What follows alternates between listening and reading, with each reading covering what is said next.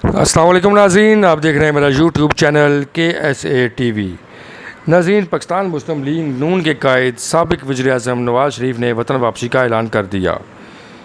मुस्लिम league नून की क़यादत को हंगामी तौर पर अपने कायद की पाकिस्तान आमद के हवाले से तैयारियों के लिए मैसेज कन्वे कर दिया गया। पाकिस्तान मुस्लिम लीग नून के ख़ानदानी ज़राए के मुताबिक मियां मोहम्मद नवाज़ शरीफ जो अभी सऊदीया में हैं, एक हफ़्ते बाद जद्दा से लंदन पहुंचेंगे और लंदन में कुछ अरसा क़याम करने के बाद वो वतन पाकिस्तान वापस आ जाएंगे। जैसे ही नवाज़ शरीफ ने पाकिस्तान वापस आने का ऐलान किया है तो उसके बाद से जो आखिरी सांसें लेती हुई PTI है उसकी रीढ़ की हड्डी टूट गई है। और दूसरी तरफ अगर देखा जाए तो 8 अगस्त को पाकिस्तान डेमोक्रेटिक मूवमेंट की जो इत्तेहादी जमातें हैं उन्होंने हुकूमत को 8 अगस्त को हुकूमत ख़त्म करने का मैसेज कन्वे कर दिया है और 8 अगस्त को मियां मोहम्मद शहबाज शरीफ की हुकूमत ख़त्म हो जाएगी। उसके बाद 3 महीने के अंदर दोबारा इलेक्शन होंगे और एक निगरान सेटअप आएगा। अब निगरान वज़ीर आज़म कौन होगा, इसके हवाले से भी बहुत सारी बातें, बहुत सारे लोगों के नाम सामने आ रहे हैं, जिनमें अब्दुल हफीज़ शेख, नजम सेठी, उसके अलावा जो पंजाब के वज़ीर आला मोहसिन नकवी साहब हैं उनका नाम भी आ रहा है, मोहसिन बेग साहब का नाम भी आ रहा है, लेकिन इस हवाले से अभी तक कोई हतमी नाम सामने नहीं आया। जो भी बनेगा वो PDM की मशावरत से ही निगरान वज़ीर आज़म बनेगा। अब मियां मोहम्मद नवाज़ शरीफ ने पाकिस्तान आने का जो ऐलान किया है, अब उसके बाद देखना यह है कि नवाज़ शरीफ जब पाकिस्तान वापस आएंगे तो उस वक्त मुल्क के अंदर एक इंटरम सेटअप होगा, निगरान हुकूमत होगी।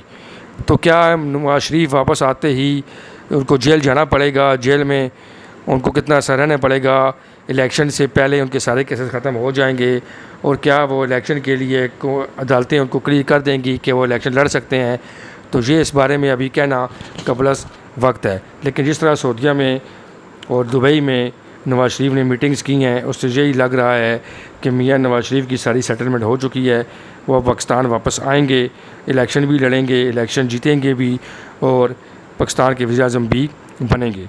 दूसरी तरफ इमरान खान के प्रिंसिपल सेक्रेटरी आज़म खान ने मजिस्ट्रेट के सामने 164 के तहत जो बयान दिया है, वो बयान इमरान खान के लिए आग का गोले की तरह इमरान खान को जाके लगा है, क्योंकि उसने कहा है कि इमरान खान ने साइफ़र के दौरान जो साइफ़र का इशू बनाया वो सारा झूठ का पलंदा था।